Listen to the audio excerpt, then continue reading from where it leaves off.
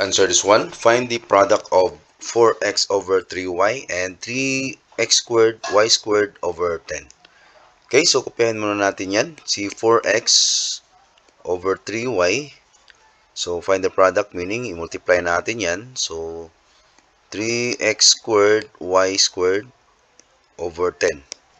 Okay, equals. So, ang gagawin natin dito, kunin lang natin yung kanilang prime factorization.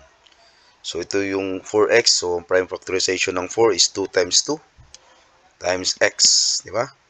Over si 3 times y. Times si 3. So, kopyahin lang natin yan. Tapos, dalawang x kasi x squared yan. X times x.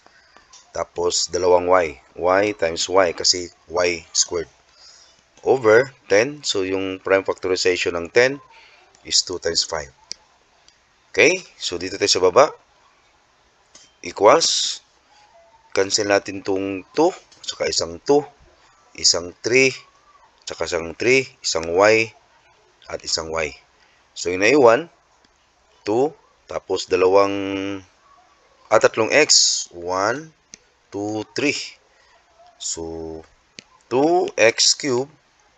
Tapos, isang y. Y. Over. Okay? So, yung naiwan dito sa baba is 5 na lang.